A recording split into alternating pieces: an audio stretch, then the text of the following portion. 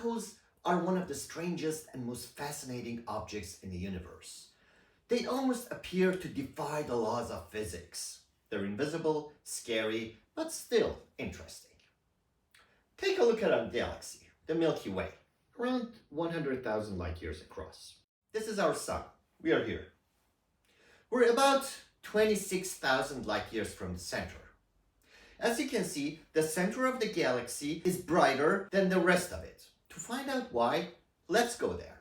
Let's take a trip to the center of our galaxy and find a vantage point where we can watch the night sky. We'd see millions of stars packed in the sky, 1,000 times more than what we see here on Earth.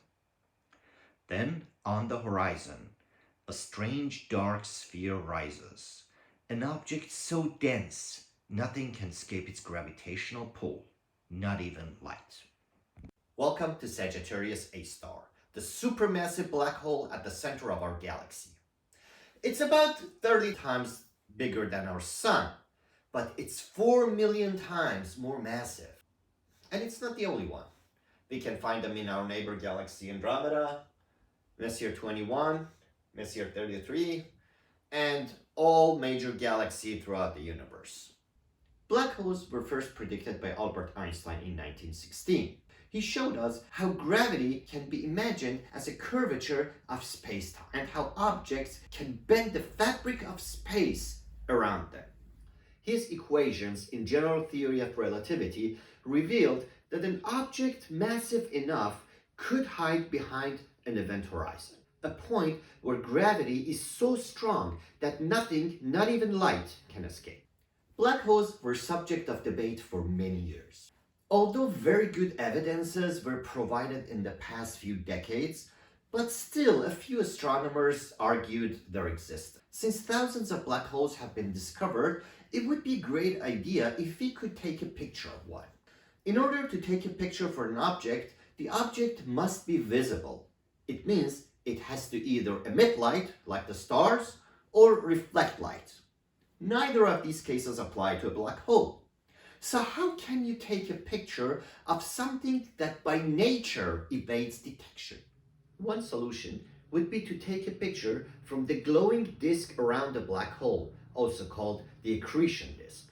But black holes are fortunately so far away. In order to be able to take a picture of them, you need a telescope as big as our entire planet, and that's hard to build.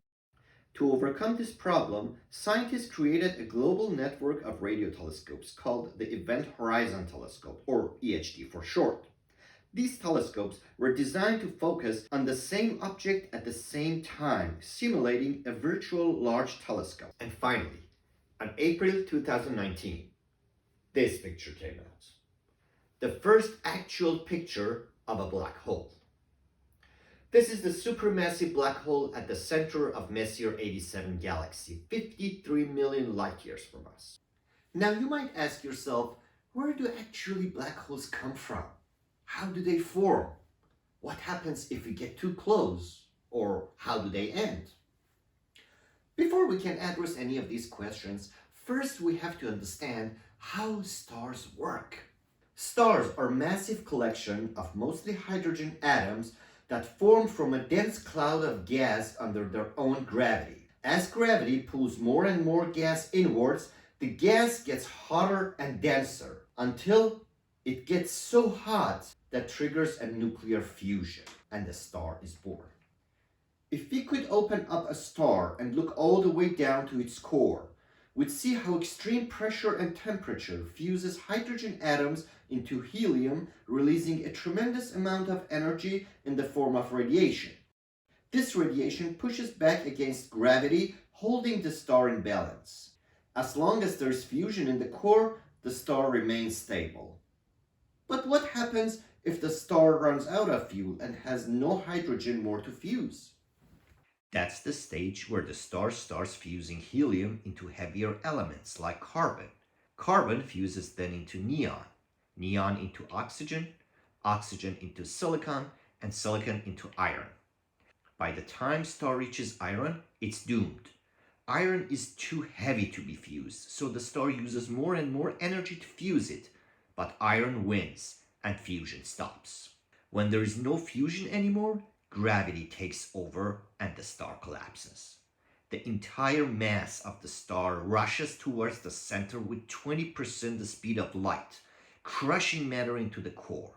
As matter slams into the star's core, the impact creates a powerful shock wave that raises back out and literally blows the star apart. The result is a cataclysmic explosion called a supernova. Supernovae are so luminous that one of them is billions of times brighter than our sun and can outshine an entire galaxy. But what happens to the core of the star that has exploded? Well, that pretty much depends on the mass of the original star, also known as the progenitor star. If the star has about 8 times the mass of our sun, its weight can squash the atoms down to their nuclei. The pressure is so intense that protons and electrons collide with each other, turning into neutrons. So at the end, almost the entire star is made of neutrons. This is what we call a neutron star. Neutron stars are extremely dense objects, since the entire mass of the star is packed in a super dense sphere. It's much smaller than a regular star. In fact, the size of a neutron star is not much bigger than a city, but with the same mass as a star. 1 cubic centimeter, that's about the size of a sugar cube, weighs as much as 100 million tons. That's 20,000 ocean liners into 1 sugar cube. That's really dense. This gets even worse for more massive stars. If a star is at least 20 times more massive than our sun, it can squash the atoms even more. The pressure is so inconceivably high that all atoms get compressed to a single point. And when this happens, a black hole is born. Black holes can be categorized into 3 main types. First, we have stellar mass black holes, which result from the collapse of a massive star, as we explained earlier in the video. Their mass varies somewhere between 3 up to a few hundred solar masses. The majority of the black holes throughout the universe are stellar mass black holes. Then we have the intermediate mass black holes. These are the long-sought missing link in the evolution of black holes. Although we had found a couple of them in the past, but none of them were backed with the solid evidence that they were actually an intermediate mass black holes. Till March 31st, 2020, that we finally found one outside of our galaxy in a dense star cluster. The mass of intermediate-sized black holes varies somewhere from few hundred to a few 100,000 solar masses.